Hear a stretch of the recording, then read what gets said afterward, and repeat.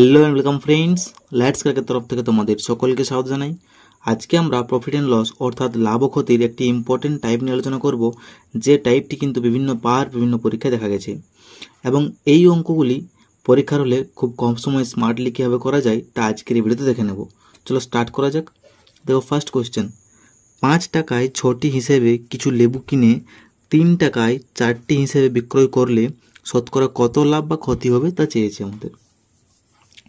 তাহলে 5 টাকায় 6টি লেবু কি করছে না কিনছে, তাহলে 5 টাকা 6টি লেবু কিনছে এবং 3 টাকায় 4টি হিসেবে বিক্রয় করছে এবং কি করছে না 3 টাকায় 4টি হিসেবে বিক্রি করছে। তাহলে এই সিকোয়েন্স ওয়াইজে আমি লিখলাম। এরপর এই পাশাপাশি দুটিকে গুণ করে দেবো। তাহলে 6 দিনে কত হলো না 18, আর এই 18 হলো এসপি অর্থাৎ হচ্ছে বিক্রয় মূল্য।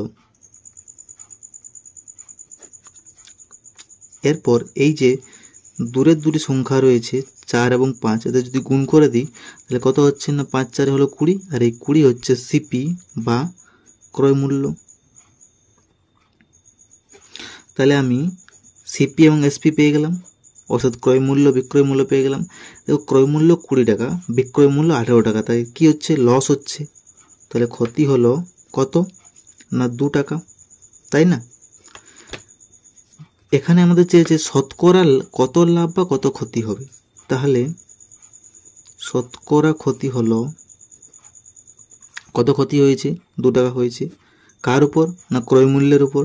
তাহলে মোট ক্ষতি বাই ক্রয় মূল্য ইন্টু 100, তাহলে ক্রয় মূল্য হচ্ছে 20 ইন্টু হলো 100, 20 5 হলো 100, 5 2 হলো 10, তাহলে 10% হচ্ছে ক্ষতি। আর আমাদের অপশান এ দেওয়া রয়েছে, তাহলে option A is the correct answer. বোঝা গেছে? পরে কোশ্চেনে যাই।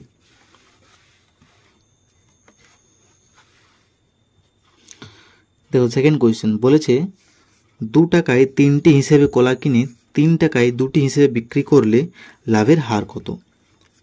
তাহলে ঠিক লিখে নি যে 2 টাকায় 3টি হিসেবে কি করছে না কলা কিনছে, আর 3 টাকায় 2টি হিসেবে কি করছে না বিক্রি করে দিচ্ছে। তাহলে সামনাসামনি দুটি কি করলো গুণ করে দিলাম, তাহলে 3 3 হলো 9, আর এই 9 হচ্ছে আমাদের বিক্রয় মূল্য। আর এই দুটি যদি গুণ করে দিই তাহলে 2 দিয়ে কত হলো না 4 হলো, আর 4 হচ্ছে আমাদের ক্রয় মূল্য। তাহলে বিক্রয় মূল্য 9 টাকা, ক্রয় মূল্য 4 টাকা।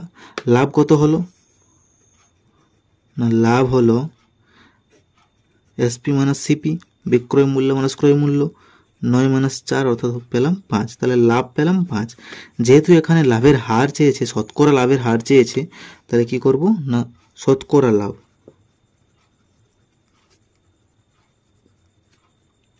মোট লাভ বাই ক্রয় মূল্য 4 ইন্টু হলো 100। তাহলে যদি 4 দিয়ে আমি 100কে ভাগ করি তাহলে 4 25 হয় 100, তাই না?